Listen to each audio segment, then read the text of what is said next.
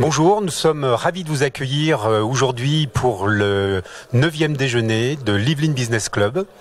Nous accueillons aujourd'hui au Golfe de la Boulie un invité complètement exceptionnel. Bonjour, Jérôme Kerviel. Ravi d'être parmi vous aujourd'hui. Merci infiniment d'être avec nous. Je vous propose d'applaudir pour l'accueillir et nous donner du courage.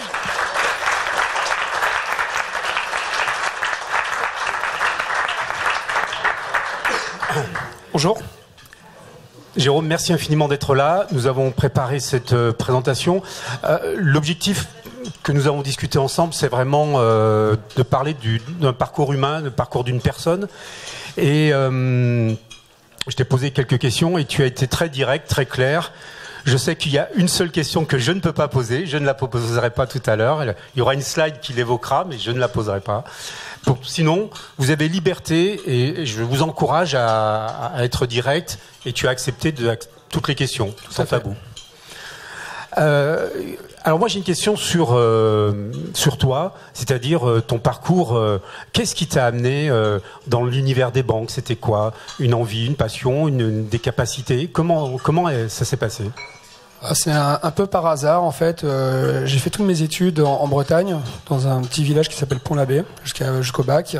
J'étais passionné de maths et d'économie. C'est la seule chose qui était à peu près évidente pour moi à cette époque-là. Et à l'issue du bac, je me suis demandé ce que j'allais faire. Donc je me suis orienté vers une filière d'économie qui était ma première passion.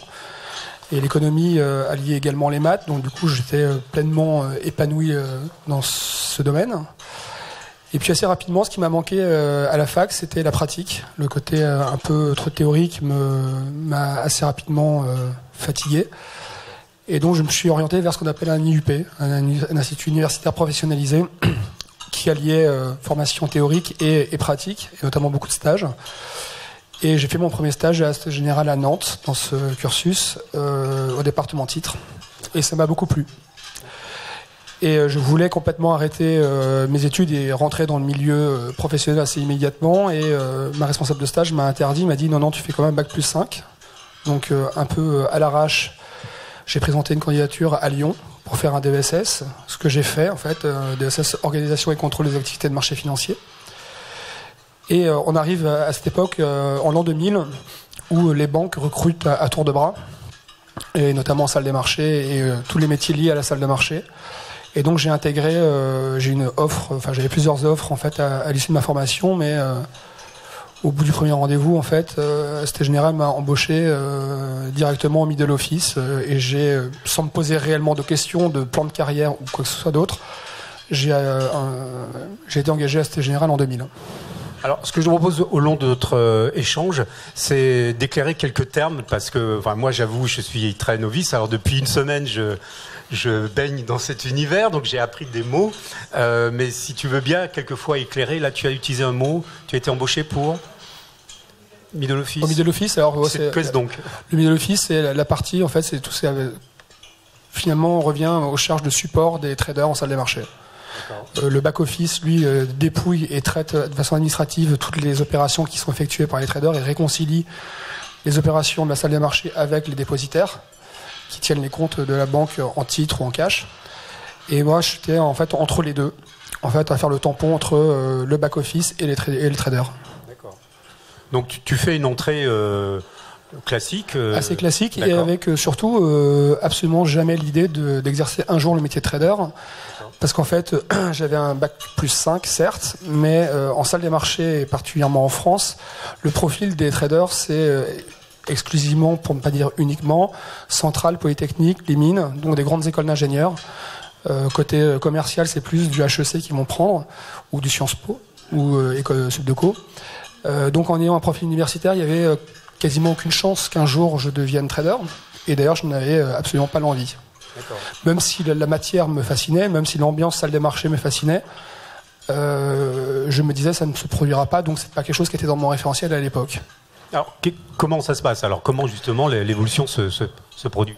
A priori, ils étaient assez satisfaits du travail que je fournissais au middle office, et je passais énormément de temps en fait au bureau, très peu de vacances, beaucoup d'engagement en fait auprès des traders dont j'étais en charge. Et surtout, j'avais quelque chose que j'avais appris sur le tas, parce qu'en fait, c'est quelque chose qui était primordial en salle des marchés, c'est savoir développer informatiquement, notamment en C et en Visual Basic. Donc j'ai appris tout seul. J'ai bossé soir et week-end pour apprendre ce langage, et donc du coup, assez rapidement, je me suis de plus en plus spécialisé là-dedans. Et donc beaucoup de traders me demandaient de développer pour eux des outils assez rapidement pour qu'ils puissent plus rapidement passer leurs opérations ou prendre des décisions d'investissement sur les algorithmes qu'ils auraient voulu mettre en place. Et à la faveur de l'explosion de l'activité sur laquelle je travaillais, enfin du trader pour laquelle je travaillais, un poste s'est libéré. Et assez, j'allais dire naturellement, non pas naturellement, mais ils me l'ont proposé. Donc ils sont venus un jour, ils m'ont dit tiens, on a un poste, on veut que tu viennes bosser avec nous sur ce poste-là. J'ai même pas eu le choix en fait, c'est ce genre de choses où on ne peut pas dire non. D'accord. Déjà un trader on dit pas non, mais en plus c'est un poste qui était très courtisé. Je me disais bon, génial.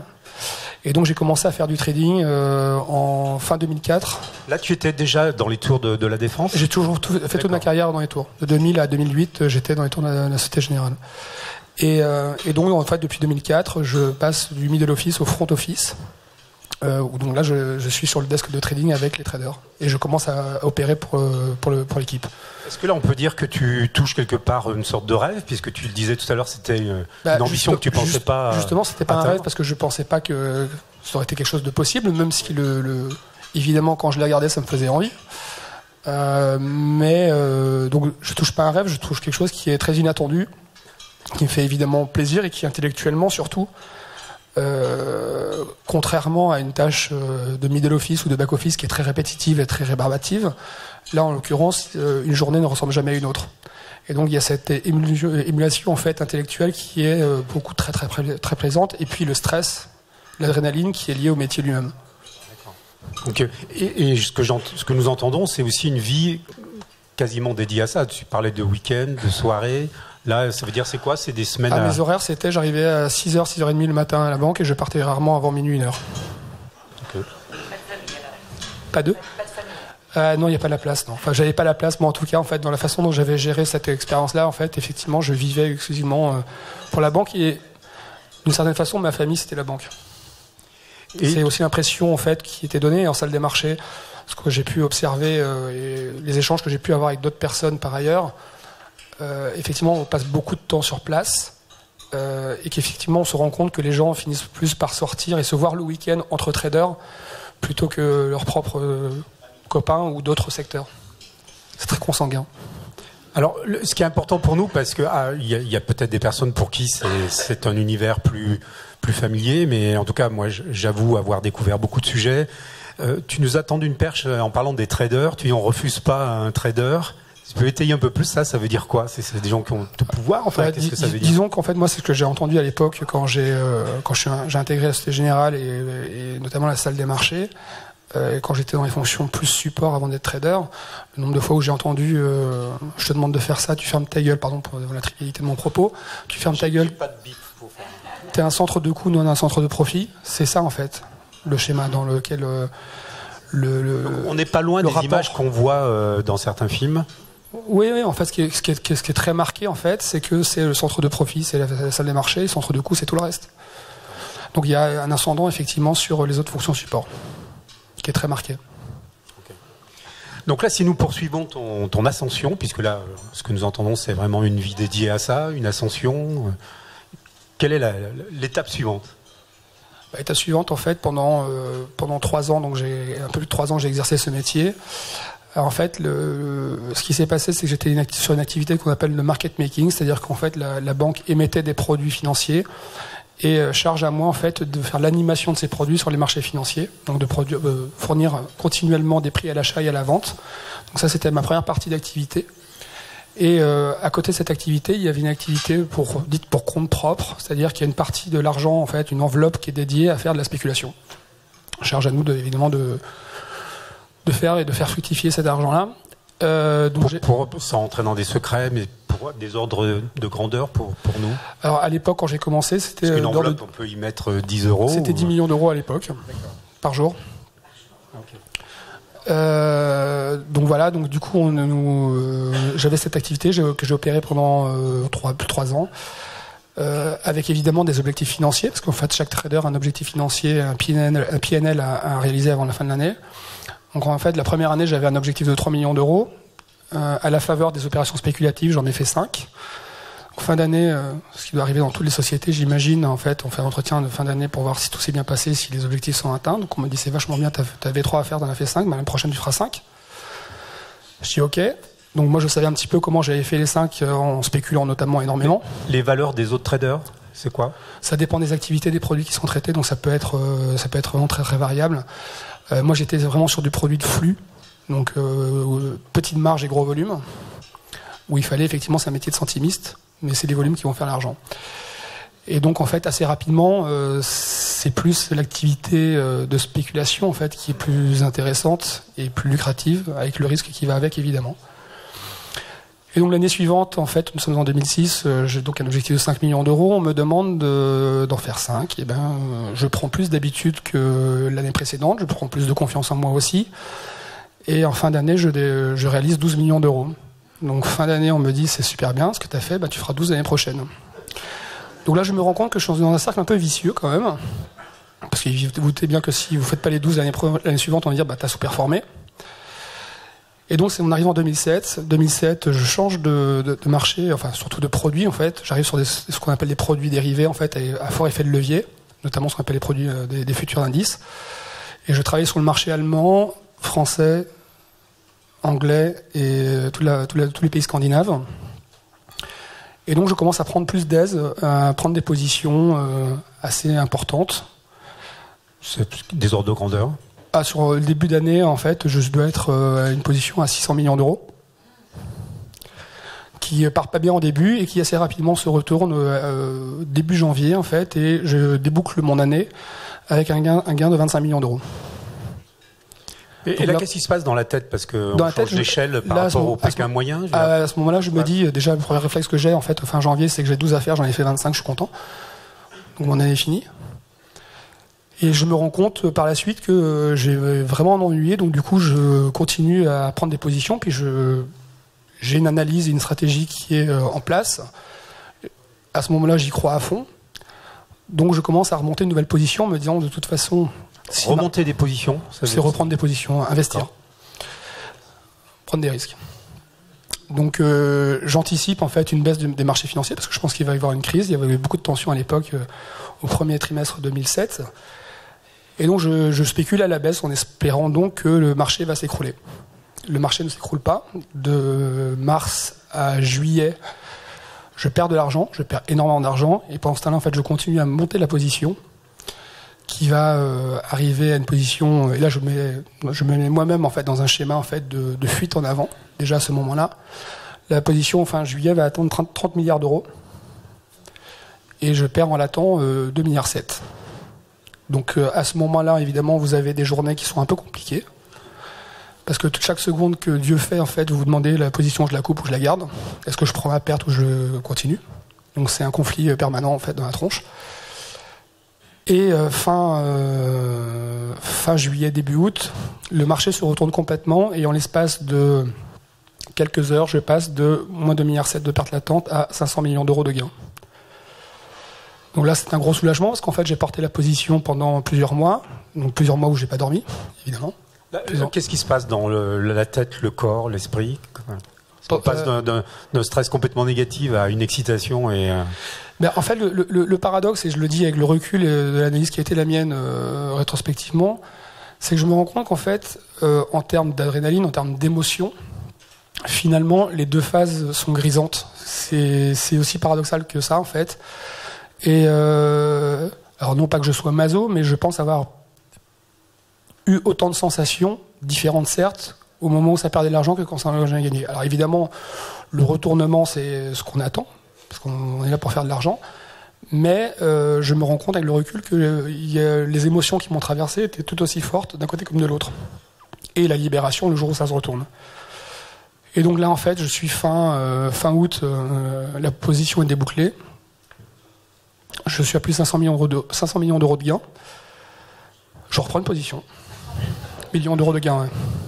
Je reprends une position au mois d'octobre. Juste une question. Alors moi, l'idée, c'est, on l'a évoqué tous les deux ensemble aussi, c'est pas de rentrer dans un positionnement, c'est de comprendre objectivement ce qui se passe.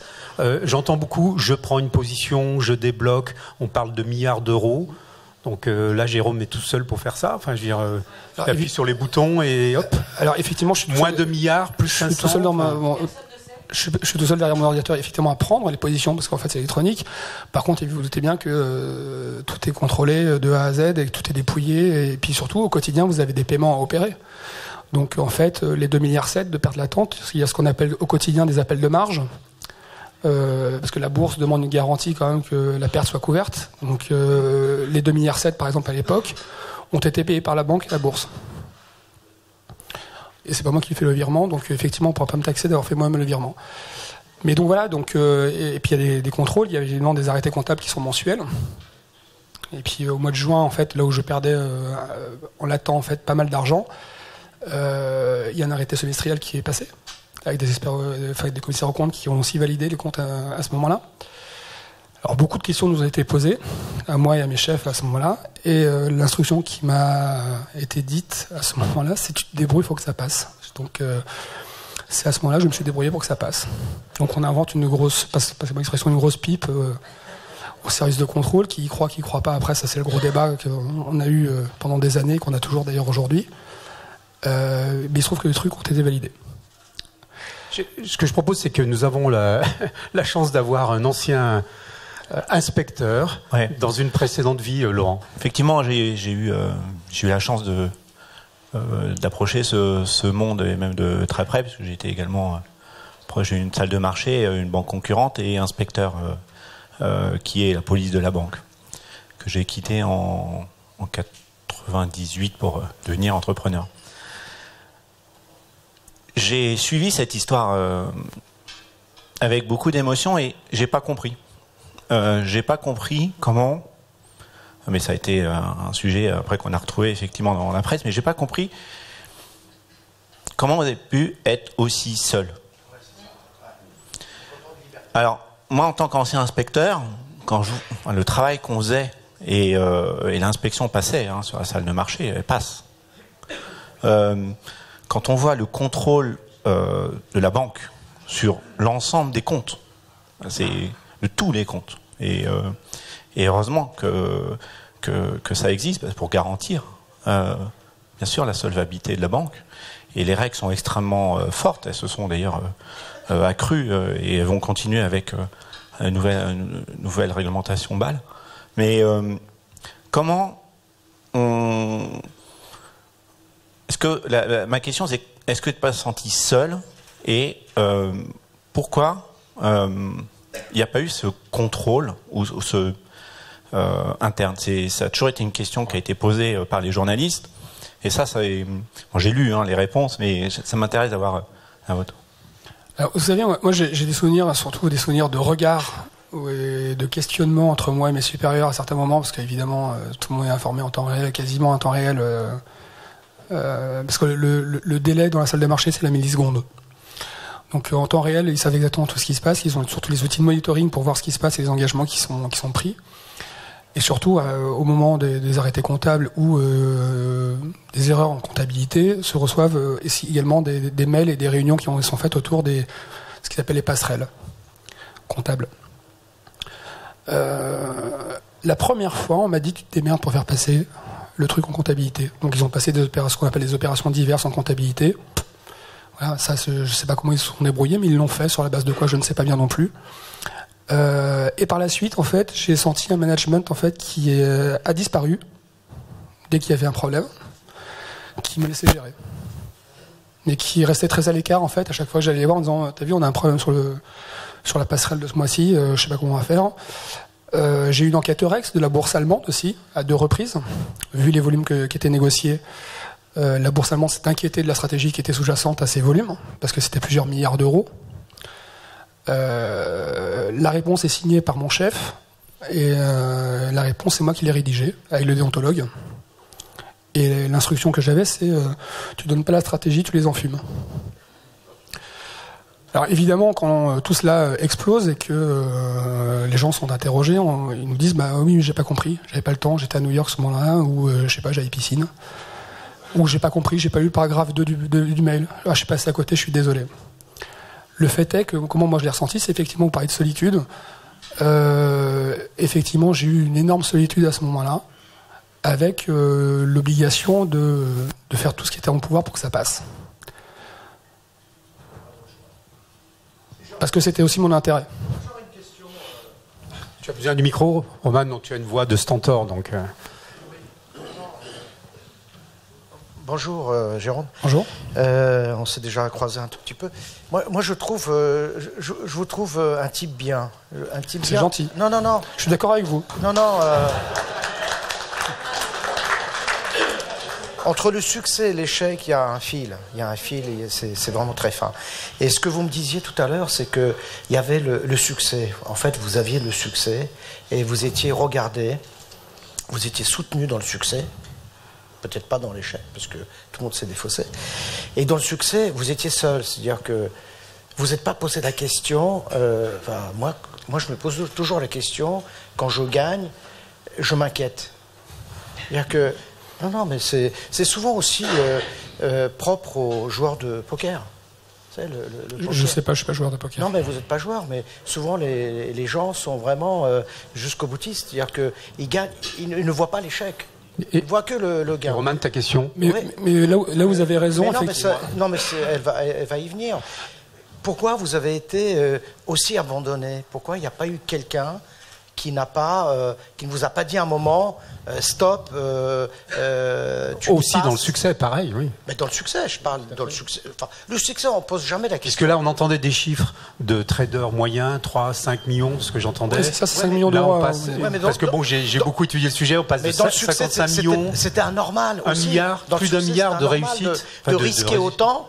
Il y a eu de la chance, il y a eu un coup de chance, bien sûr, de gagner. Il faut toujours de la chance, oui. Mais voilà, mais dans l'autre sens, quand il y a l'échec... Alors, je vais... parce que j'ai vécu ces deux phases-là, en fait, pendant l'année 2007. Comme je l'ai dit tout à l'heure, une période où la position n'a pas tout de suite fonctionné, où il y avait une perte latente qui était assez conséquente, qui était présente dans mon compte de trading.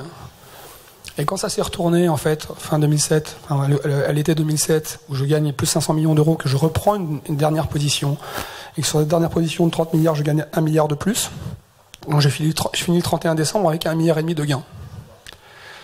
Sachez que à l'époque, la Société Générale, c'est 1500 traders dans le monde, ça fait 3 milliards de PNB. Donc je me dis, à moi seul, j'ai fait la moitié de 1500 mecs. Parce qu'il y a une phase... Alors, je vais revenir à la question, parce que c'est la question du monsieur, mais... Je vais répondre à cette question en vous disant que dans les phases où ça perdait de l'argent en latent, j'étais très isolé, pour reprendre le propos de monsieur tout à l'heure. À l'été 2007, la crise des subprimes commence, d'ailleurs ça commence par un fonds de BNP qui ferme à l'époque, et il y a une crise de panique, et le marché se retourne et s'écroule complètement. C'est là que je gagne les plus de 500 premiers millions d'euros. Et sur le dernier trimestre 2007, la liquidité se disparaît. Il n'y a plus de liquidité, les banques se font défiance, ne se prêtent plus. Et moi, j'arrive avec 1,5 milliard de trésorerie. Parce que le gain, c'est la trésorerie aussi. Et je refinance toute la salle des marchés. Donc ça, c'est la première réponse à la question. C'est pourquoi, en fait, à ce moment-là, je ne suis pas celui où tout le monde vient me voir. Et après, je vais vous dire autre chose, c'est que le management, à l'époque, et dans le système qui est celui de la salle des marchés, a intérêt à ce que je fasse de l'argent et beaucoup d'argent, parce qu'en fait, ils sont indexés, eux, en bonus, sur le résultat que je leur rapporte. Donc là, en fait, ce que j'ai entendu, notamment, et beaucoup plus au second semestre qu'au premier, c'est comment ça va ma gagneuse, combien t'as fait. Ça, je l'avais tous les jours. J'avais mon manager qui passait derrière moi, qui venait me voir, qui venait me faire relever des compteurs tous les jours, quoi. J'ai une question là, très très pragmatique et à échelle très humaine, et ensuite il y a une question dans la salle. Et ce que je propose après, c'est qu'on prenne le flux de notre présentation, parce que là il y a ce qui a été beaucoup appelé l'affaire Kerviel, et on en parlait tous les deux. J'imagine aussi que humainement il y a sans doute une grande lassitude de n'entendre parler que de ça dans sa vie. Mais moi j'ai une question très terre à terre, parce que là on dit donc tu fais ces actions et tu fais gagner à l'entreprise, mais toi tu gagnes pas 1,5 milliard. L'argent que tu gagnes toi, les bonus, c'est quoi les échelles? On parle de quoi là? Pour vous donner une idée, dans le fantasme de l'histoire, évidemment, trader égale gros bonus. Moi, j'étais junior à l'époque, donc je n'étais pas indexé sur l'argent que je ramenais à la banque. Donc ça veut dire tu gagnais quoi? Au plus haut de l'année, enfin le plus gros que j'ai touché en fait, c'était en 2007. Salaire plus bonus 100 000 euros. 100 000. 100 000. Par contre, mes managers étaient à 10 millions. Combien? 10 millions. 10 millions. Voilà, c'est juste pour avoir les échelles et les ordres d'idées. Je trouve ça intéressant. Peut-être prendre la question. Vous avez le micro. Ah bah alors, allons-y. Non. Comment je fais? Je sais pas. Comme ça. Il suffit de parler. Bonjour, vers la bouche. monsieur. Un vrai plaisir d'être en votre compagnie. Je salue en particulier les qualités d'un homme qui n'a pas peur d'être confronté aux autres, Quentin, dont on peut saluer l'intelligence d'évidence, en tout cas au plan technique. Je n'y connais rigoureusement rien, mais ça me paraît une évidence. Absolument. C'est exactement ce que je souligne. J'ai eu un échange avec un monsieur, je cherchais mon chemin. Notre réaction, et moi en particulier qui suis juriste, vous êtes un salarié, vous êtes en train d'indiquer très clairement que vous touchez mais une infime partie des gains que dont votre employeur bénéficie. Je voudrais savoir derrière cette solitude, j'ai très bien, parfaitement compris cet aspect. Il est impossible que la responsabilité de l'ensemble, j'ai bien dit l'ensemble de vos supérieurs, ne soit pas retenue, n'ait pas été mise en cause. Rien ne pourra réparer cette solitude dont vous parlez, avec en plus du génie derrière qui n'est pas reconnu quand ça ne va pas. C'est la seule question que j'ai à poser. Est-ce que la responsabilité de l'ensemble de vos employeurs, vos supérieurs directs et tous les autres, a été retenue ou est en voie d'être retenue? Alors, malheureusement non. Car si tel avait été le cas, je n'aurais jamais été condamné. Raison pour laquelle il fallait à tout prix que je sois seul et tout seul. Car j'étais renvoyé en correctionnel et condamné pour abus de confiance. L'abus de confiance, à partir du moment où un des supérieurs, en cas d'espèce, était informé, l'abus de confiance tombait. Donc en fait, ils ont tous été protégés. Moi, c'est mon ressenti et j'ai des éléments techniques que je peux développer si vous le souhaitez. J'assiste au procès en appel. Petite anecdote. Et le nombre de fois où je pense que j'ai gagné ce dossier en 12 ans, c'est pareil, c'est des montagnes russes, c'est comme le trading en fait. Il y a des moments où vous avez des éléments, un témoignage, vous dites c'est bon, j'ai gagné, et en fait non. Et on est en appel en 2012, il y a mon ancien N+2 qui est à la barre, qui est en contre-interrogatoire avec l'avocat de l'époque. Et il se trouve qu'on avait retrouvé les protocoles transactionnels qui ont été passés entre la banque et ses salariés, parce qu'ils ont tous été licenciés. Il y a eu un protocole assez grassement payé entre les deux. Avec une phrase dont on me dira toujours que c'est assez classique dans ce genre de protocole, l'interdiction de parler contre la banque. Et mon avocat lui pose la question suivante, en fait, pendant le procès, il me dit, monsieur, on va taire le nom, si vous dites ce que vous savez, qu'est-ce qui se passe? Et ce que je vous dis est retrouvable sur Internet, parce que ça a été maintenant live tweeté, comme tous les autres procès un petit peu médiatiques. La personne répond, je dois rendre l'argent que la banque m'a donné. Là, je me dis, c'est cool, j'ai gagné. Et là, on me dit, bah non, en fait, vous voyez, il ne peut pas répondre à la question. Question suivante. Donc non, la responsabilité d'aucun de mes supérieurs n'a été engagée. Malgré les nombreux éléments, que ce soit les protocoles transactionnels un peu douteux qui ont été faits, notamment le dernier. On se retrouve avec mon supérieur direct qui touche beaucoup plus que son supérieur au-dessus en transaction, parce que c'est normal, c'était lui qui était le plus au contact de moi. Donc il fallait plus le payer pour le tenir. Et donc effectivement, en fait, ce point-là, en fait, était le point crucial, moi, dans le procès, c'était de démontrer en fait la connaissance de mes supérieurs. Le nombre de mails dont ils étaient copies avec noté noir sur blanc les montants et ce que je faisais exactement, ils les ont reçus. Ce qu'ils ont prétendu, c'est qu'ils ne les avaient pas lus. Et c'est passé. Vous rigolez, mais c'est passé. Donc, oui, mais ça passe. D'ailleurs, quelqu'un me disait, plus c'est gros, plus ça passe. Ben, ça, c'est vrai, en fait. Pour une dernière question, parce que nous allons enchaîner sur d'autres aspects, bien sûr.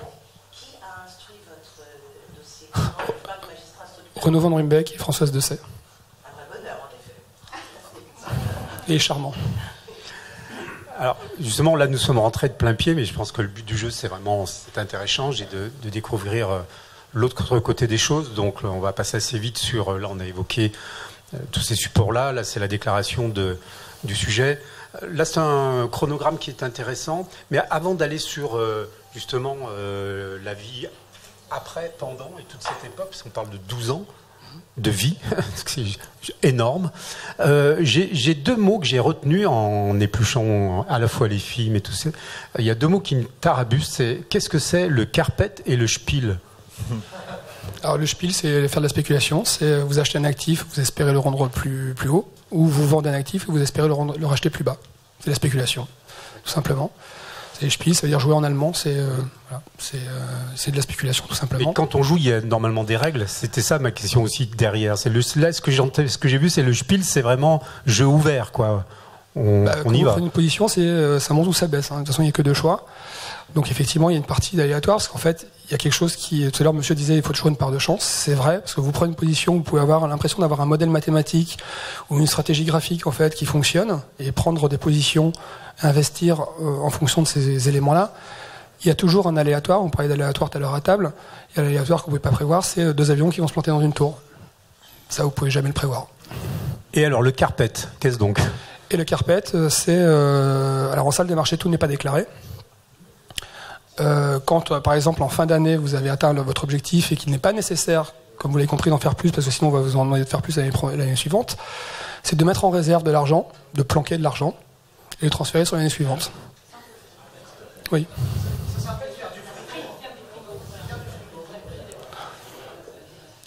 Si vous voulez. Là, c'est du carpet. Alors, justement, donc, l'idée aujourd'hui n'était pas de prendre, que nous soyons bien clairs aussi, volontairement, nous ne prenons pas position. L'affaire est jugée, c'est comme ça, on peut en penser ce qu'on veut, il y a la justice, et Jérôme va nous donner son point de vue. Il y a tout l'aspect chronologique, et puis il y a des phases très difficiles dans cette histoire. L'homme, en fait, qui devait le plus d'argent après une condamnation aussi, ça c'est aussi complètement exceptionnel. Ouais, 4 milliards 9, ouais, ça fait bizarre. 4 millions 9. 4 milliards 9. 4 milliards, pardon, oui, 4 millions encore, et encore je dis. Et aujourd'hui, tu dois combien? Et aujourd'hui, c'était réduit en 2016 à Versailles d'ailleurs à 1 million d'euros. Donc ça fabrique un peu d'intérêt parce que je les paye pas. Enfin, ils ont saisi tout ce qu'ils pouvaient saisir en droit d'auteur ou autre. Et puis depuis, il n'y a plus rien, donc je laisse couler. Heureusement, j'ai des proches qui m'ont beaucoup aidé. Et puis là, on vient de monter une structure avec un de mes collègues, en fait, d'apporteurs d'affaires. Donc on va voir, c'est tout récent, donc on va voir comment ça se passe. Tu as été condamné. On vit pas, on survit, en fait. Tu as été condamné, tu as aussi gagné. Tu as porté plainte, tu as obtenu une compensation pour un licenciement. Alors, qui a été cassé. Ah, d'accord. Okay. Super. En fait, pour répondre notamment au prud'homme, vous voyez, en première instance, effectivement, le prud'homme de Paris me donne raison et de mémoire, c'était 500 000 euros de dommages et intérêts. Ils ont fait appel de cette décision-là qui a été donc cassée en fait l'année dernière l'année dernière, ouais. Non, enfin cours d'appel, pardon.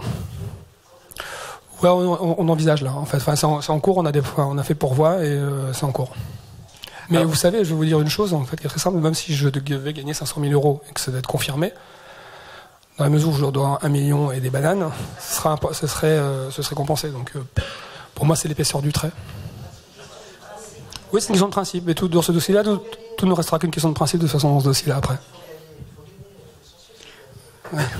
Ce que je propose, c'est que là, nous allions dans... Là, nous avons parlé de l'aspect technique des choses, enfin, de ce qui se passait derrière. Et là, la vie change. Et de quelqu'un qui passait sa vie derrière des écrans, les nuits, les soirées, là, tu passes devant l'écran. Comment ça se passe? Déjà, ça fait bizarre, surtout la première fois que ça vous tombe dessus, parce qu'en fait, le 24 janvier 2008, donc il y a 12 ans bientôt, la façon dont j'ai appris que cette affaire existait, c'est, ça va peut-être vous faire marrer, mais en fait, c'est à 7h30 le matin, je reçois une alerte sur mon téléphone, en fait, fraude à la Société Générale, 5 milliards d'euros de pertes. Et ma première réaction en lisant le truc, c'est merde, les cons, comment ils ont fait? Et j'ai allumé ma télé, j'ai vu ma tête. Et là, en fait, j'ai rien compris à ce qui s'est passé. Et après, derrière, ça a été un emballement. En fait, j'ai rien compris à ce qui se passait. C'était un emballement médiatique de dingue, auquel je n'étais absolument pas préparé. J'ai passé quasiment un mois, en fait, à fuir les photographes, les journalistes, les paparazzis qui me suivaient. Donc après, on apprend à vivre avec ça, petit à petit. On devient un petit peu malin et on apprend à être quelques ruses dessus. Et puis, on a des réseaux après qui nous informent, heureusement. Donc le premier contact avec les médias, pour moi, c'était violentissime. Quand j'ai vu la tête de mon badge à la télé, je me suis dit, oups, je croyais que je dormais, en fait, et que j'étais en train de faire un vrai cauchemar. Et en fait, non, c'était la réalité. Et après, en fait, paradoxalement, je vais peut-être vous choquer, il se trouve qu'assez rapidement, j'étais placé en détention préventive à la prison de la Santé. Et finalement, avec le recul, ça m'a fait du bien, en fait. Ça m'a fait une pause. Isolement, et surtout de me poser, de me dire, ok, là au moins en fait, je suis peinard. J'ai le temps de me poser, de faire recompter mes orteils et de voir ce qui s'est vraiment passé. Alors en fait, le plus dur dans cette période-là, c'est pas tant pour... évidemment, c'est violent pour la personne qui le vit, mais en fait, pour moi, c'est pas ça qui était le plus violent, c'est surtout l'impact sur mes proches, parce qu'en fait, on développe une culpabilité par rapport aux proches qui, eux, sont dehors et qui doivent subir ce battage médiatique. Surtout, moi, à l'époque, ma mère était encore en vie, donc je m'inquiétais beaucoup pour elle. Et surtout, on se demande qu'est-ce que les gens pensent, le regard des autres, évidemment, on y pense régulièrement. Et voilà. Et donc, ouais, non, c'est un peu violent. Ouais, j'imagine.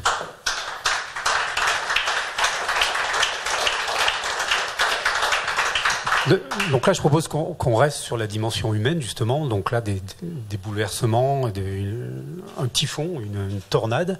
Et après d'autres moments, c'est-à-dire que là tu prends la route, qu'est-ce qui se passe là dans ta tête? Quel est le ressort, le cheminement? En fait, on est en 2014, donc on est 6 ans après l'éclatement de l'affaire. Je me suis fait condamner une fois en première instance à 5 ans de prison, 3 fermes et 5 milliards de dommages et intérêts. 2012, rebelote, confirmé. On dépose des plaintes, on commence vraiment une guérilla judiciaire avec la Société Générale, on dépose des plaintes dans tous les sens. Et puis il y a quelque chose qui est important dans mon dossier, c'est qu'en fait je suis accusé depuis 12 ans en fait, d'avoir fait perdre 5 milliards d'euros à la Société Générale. Et depuis 12 ans, que ce soit l'instruction avec Renaud Van Ruymbeck, mais y compris au moment des procès ou des autres instructions qui ont eu lieu à la faveur des plaintes que j'ai pu déposer, je n'ai de cesse que de demander une seule chose, une expertise indépendante. Parce qu'à date, je n'ai pas la moindre preuve que Société Générale a vraiment perdu 5 milliards d'euros. Si ce n'est leur déclaration eux. Donc depuis 12 ans, je réclame cette expertise. Et à ce moment-là, en 2014, en fait, j'avais un bon espoir. Parce qu'il y avait un juge d'instruction qui s'appelle Roger Leloir qui avait pris en charge l'instruction d'un des dossiers sur lesquels j'étais moi, en fait, dont j'avais déposé plainte. J'étais partie civile. Et en fait, il me refuse l'expertise une nouvelle fois. Donc là, je suis un peu au fond du trou, parce qu'en fait, évidemment, le moral fait un peu les montagnes russes dans ces moments-là, parce qu'en fait, on a de l'espoir et après, c'est déçu, c'est un peu plus compliqué de remonter. Et j'étais un peu au fond du trou, et je me rappelais toute ma vie, c'était un vendredi. Une de mes amies m'appelle, me dit, sachant la nouvelle, me dit, viens, on va boire un verre. On prend un verre, j'étais au fond du seau. Mon avocat m'appelle, il me dit, comment ça va? Je dis, moyen. Il me dit, de quoi t'as besoin? Je lui réponds d'un miracle. Il me répond, pourquoi t'écris pas au pape? Je dis, putain, il se fout de ma gueule, ce con, en plus. Puis pendant le week-end, j'ai réfléchi, je me dis, c'est pas déconnant. Je suis catholique, croyant, pas pratiquant, mais croyant. Le pape François venait d'être élu. Et je décide le week-end, en fait, de commencer à écrire une lettre qui a été relue avec les avocats. Ils nous ont aidés, en fait, c'était un travail collectif. Et une fois que cette lettre a été écrite, on s'est dit, merde, c'est quoi l'adresse? Parce que le pape, le Vatican, ça risque de pas arriver. Et là, en fait, il y a la magie de ce que ce genre de vie, ce genre de dossier peut créer. Il y en a eu beaucoup en 12 ans, de beaux moments. Un journaliste suisse qui s'appelle Arnaud Béda débarque dans le bureau. En fait, il revenait de Buenos Aires. Il écrivait un bouquin sur le pape. Il rentre dans le bureau de mon avocat à ce moment-là. Il dit, vous faites quoi? Il dit, tiens, lis. Il se marre. Il dit, si vous voulez, je le fais passer. Il me dit, ouais, oui. Et c'est comme ça que je me suis retrouvé au Vatican. C'est grâce à lui. Et en fait, il y a eu une première fois... Nous sommes rendus à Rome, la rencontre n'a pas fonctionné, on n'a pas réussi à la faire. Je suis reparti à Paris. La semaine suivante, on m'a rappelé, me dit revenez. Et un peu pour créer sa chance, parce que je ne pensais pas que ça allait se produire, cette rencontre, j'étais très dubitatif. Et dans l'avion qui nous amenait à Rome avec mon avocat, en fait, je dis à mon avocat si ça se fait. C'était David Koubi. Ouais, à l'époque c'était David Koubi. Je lui dis si ça se fait, je rentre à pied. Mais genre de pari à la con, quoi. Et donc la photo en bas à droite, en fait, montre qu'on s'est rencontrés, qu'on a pu échanger et on rentre à l'hôtel. Mon avocat, il devait avoir la décision de la Cour de cassation qui devait tomber. Et mon avocat me dit on rentre. Il me dit bah non. Il me dit comment ça non. Il me dit bah on fait ce qu'on a dit. Je rentre à pied. Donc lui est parti. Moi je suis resté à Rome 3-4 jours pour bien comprendre les conneries que j'étais en train de faire. Et puis un lundi matin, je me suis dit si je pars pas maintenant, je partirai jamais. J'ai pris mon sac à dos et puis j'ai commencé à marcher. Et puis ça a duré quelques mois. Ouais. C'était un des plus beaux moments de ma vie. D'accord. Donc la question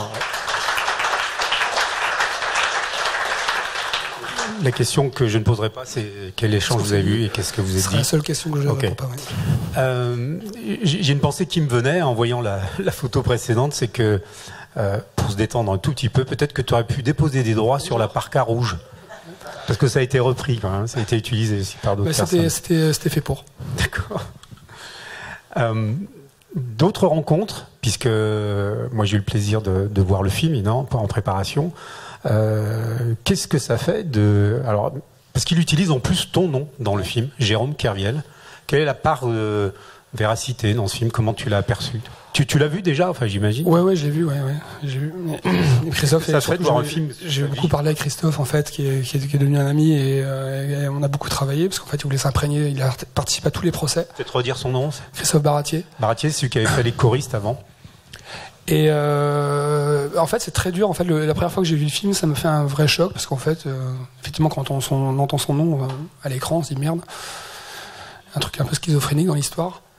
Mais non, sur la partie évidemment c'est un peu romancé, sur la partie vie privée et ainsi de suite. Il y a plein de scènes qui n'ont pas existé. Tu n'as pas mangé un poisson rouge? Non, je n'ai pas mangé de poisson rouge. Non. Et mais sur l'aspect ambiance salle de marché et finalement d'une certaine façon il a ramassé 4 ans ou 8 ans de vie en fait en 1 heure et quelques. Et je trouve que c'est plutôt pas mal réalisé, ouais.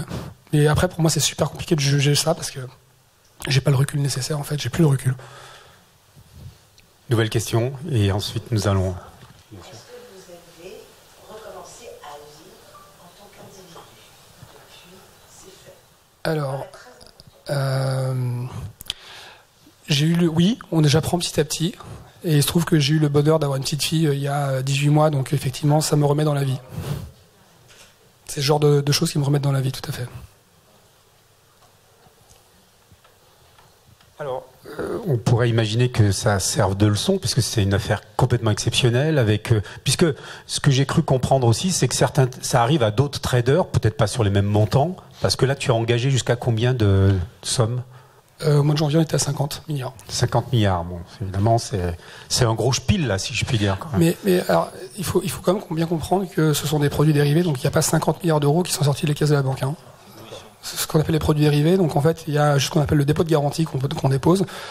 Et le dépôt de garantie, il doit être autour de 5% du montant de la somme. Donc ça fait 2,5 milliards, c'est déjà une somme, mais c'est pas 50 milliards qui sont sortis. C'est bien de le préciser parce que pour moi, vraiment, persona complètement standard, c'est délirant ces valeurs et ces sommes. Alors, visiblement, sur le marché, ça n'a pas vraiment servi de leçon, puisque là, une affaire assez récente, un particulier qui... Ouais, mais vous en aurez d'autres. Enfin, c'est inhérent au business model d'une salle de marché, j'ai envie de dire. Et puis même, pour être transparent avec vous, je rencontrais quelqu'un l'autre jour des services de contrôle de la Société Générale qui m'arrête dans la rue et qui me dit je veux démissionner parce qu'en fait, en l'occurrence, tout ce qu'on a annoncé qu'on allait faire, parce qu'en fait, vous savez, il y a un truc qui était pour moi très utile dans ce dossier, parce que ce sont des gens qui sont venus me parler au moment où l'affaire a éclaté, parce qu'ils se sont sentis insultés, les gens des services de contrôle, parce que eux, ils ont fait leur job. Et quand on dit que les services de contrôle de la Société Générale étaient défaillants, eux se sont sentis insultés. Et certains d'entre eux ont éprouvé le besoin de nous rejoindre dans la défense pour dire non, on a fait notre job, en fait, déjà on n'en est pas bien payé, si en plus on nous insulte, ça marche pas. Et donc je croisais l'un d'entre eux, en fait, il y a quelques semaines, qui me disait que tout ce qui avait été annoncé au niveau des changements dans les procédures de la Société Générale au contrôle des traders n'existait pas. C'était de la communication, c'est la raison pour laquelle il partait de la banque. Et que l'activité, pour les traders que je croise aujourd'hui, me disent qu'ils attendent la prochaine crise avec impatience parce qu'ils savent qu'ils vont se gaver. Vous pensez que ça n'a pas changé ? Non, moi je suis convaincu que ça n'a pas changé. Parce que, les échos que j'en ai, en fait, vont dans ce sens-là.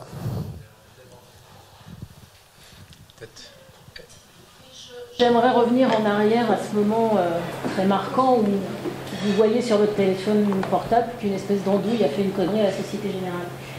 Et là, tout le déferlement. Comment est-ce que vous avez réussi à vous organiser un entourage qui, à un moment donné, est devenu efficace, mais comment est-ce qu'à partir de rien, quand on ne s'y attend pas, comment est-ce que vous avez réussi, ou comment est-ce que qui vous a aidé à vous entourer pour traverser tout ça ?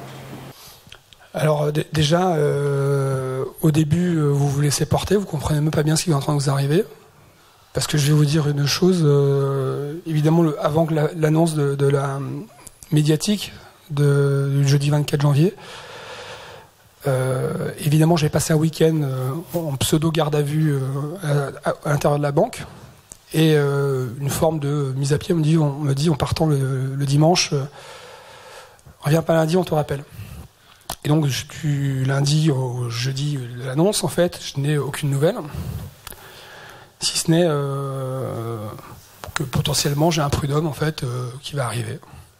Et donc je prends à l'époque en prévention, sous les conseils de mon frère, qui me dit appelle un avocat quand on ne sait jamais. Donc j'appelle une personne qui était spécialiste du droit du travail. Je lui explique le dossier, et puis elle me dit, la veille de l'annonce, le mercredi soir, elle me dit ouais, j'ai lu votre mail, bon, écoutez, rappelez-moi quand vous recevez votre lettre de licenciement, et puis on verra, on traite ça dès que vous avez ça. Je dis ok. Bon, le lendemain, ça pète. Je rappelle la dame, je dis je crois que j'ai un autre problème. Elle me dit ah, c'est vous? Je dis oui, c'est moi, donc vous pointez tout de suite à mon cabinet. Donc je me suis pointé tout de suite à son cabinet. Le temps de faire comprendre ce qui était en train de se dérouler, de répondre aussi aux attaques, parce qu'il y avait beaucoup de rumeurs qui circulaient. Il y avait même une rumeur qui venait du gouverneur de la Banque de France, M. Noyer, qui avait déclaré que j'étais en fuite, ce qui était complètement faux. Et donc il y avait un rouleau compresseur en fait médiatique, et puis un storytelling mis en place par la banque qui commençait à se dérouler avec beaucoup de conneries, y compris des conneries personnelles. Et j'ai envie de vous dire, c'est ça qui est le plus blessant. Parce que là, ils vont chercher n'importe qui pour parler de vous. Et je voyais des interviews de gens que je ne connaissais absolument pas qui parlaient de moi. Voilà, c'est ça qui est assez particulier. Donc à ce moment-là, en fait, vous parez au plus pressé. Trouver un avocat, essayer de mettre en place une stratégie, essayer d'expliquer aussi le dossier à l'avocat, parce qu'en fait, c'est un peu technique et c'est pas commun. Et puis après, vous gérez au plus pressé, en fait. Et après, c'est avec le temps passant. Alors au début, j'ai évidemment fait énormément d'erreurs. J'en ferai encore, j'imagine, y compris médiatique. Sachant que moi, je me suis quand même vachement protégé au début, c'est que je n'ai pas parlé aux médias pendant plus d'1 an. Donc j'ai eu le temps de m'y habituer, de me préparer, déjà d'intégrer le fait que je devais incarner un personnage qui n'était plus celui qui était trader à l'époque, que c'était ma vie d'avant, n'était ma vie d'avant, qu'elle n'existerait plus jamais. Et encore une fois, je pense que ce qui m'a sauvé, c'est que tout ce que je pouvais imaginer à l'époque était très loin de ce qui s'est produit par la suite, notamment la prison, je ne l'avais pas anticipé, c'est arrivé. Et en fait, c'est du cas par cas. C'est au gré des événements, je me suis adapté, et j'ai eu la chance aussi d'être très bien entouré par des amis. Alors, ils sont beaucoup moins nombreux qu'avant, parce que bizarrement, en fait, les vols des tourneaux est assez répandu dans ce genre de cas. Mais il y a de nouvelles rencontres aussi, il y a des belles surprises. Et ça, c'est quelque chose qui m'a beaucoup aidé dans les années qui sont passées depuis 12 ans. Hein. C'est effectivement d'avoir des gens autour de moi qui sont assez exceptionnels et qui sont vraiment présents. Et qui, moi, mon antidépresseur, c'est mes potes, en fait. Voilà. Je prends une dernière question et puis nous allons conclure, parce qu'une des promesses du club, c'est de tenir le timing. On est légèrement décalé de 5 minutes. Dernière question, et j'ai une question de conclusion, bien sûr. Est-ce que vous regrettez ce que vous avez fait ? Non. Absolument pas. Vous savez, en fait, j'ai fait une connerie. La connerie, je la reconnais. Je me suis laissé embarquer dans un schéma, en fait, qui était une fuite en avant. Mais si vous savez, en fait, je vais nuancer ma réponse en vous disant, je regrette pour les gens qui n'ont rien demandé et qui ont souffert de cette histoire, que ce soit mes proches et probablement d'autres personnes par ailleurs. Je regrette pour ça. Après, d'un point de vue purement humain,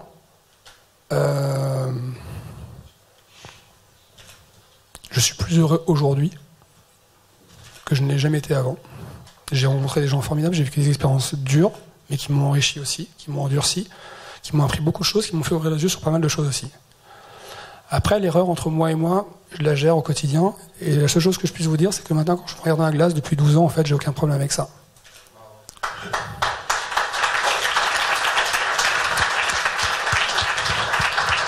J'ai une dernière question. Donc, tu as écrit un livre dont le titre est « J'aurais pu passer à côté de ma vie ». À côté de ma vie. Alors, c'est un peu énigmatique. Est-ce que ça la réponse? Ça répond un peu à la question de monsieur. C'est-à-dire qu'en fait, effectivement, je ne me rendais plus compte que j'étais d'une certaine façon, et par ma propre faute, parce que on a toujours nos choix et on a notre propre arbitre, laissé lobotomiser par un système, par un métier qui était ma passion. Et je l'ai exercé à outrance pendant plusieurs années. Et je me suis perdu dans ce métier-là. Et j'étais complètement coupé du monde. Je m'étais éloigné de ma famille, de mes amis. Et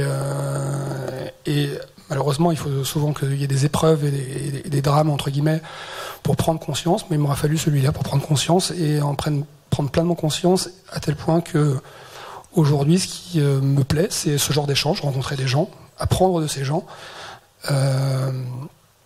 vivre des expériences un peu hors normes par moment. La marche pour moi c'était quelque chose qui n'était pas du tout dans mes habitudes et j'ai fait 1400 bornes en Italie et j'ai pris un pied monumental à le faire. Ça m'a ressourcé, ça m'a appris sur moi, ça m'a fait découvrir autre chose. J'ai rencontré des gens fabuleux sur la route. Voilà, aujourd'hui je suis beaucoup plus riche intérieurement. J'ai l'impression d'avoir eu 10 000 vies dans une vie. Et même la période de prison, en fait, n'est même pas un mauvais souvenir. Paradoxalement. En tout cas, merci infiniment parce que... Merci.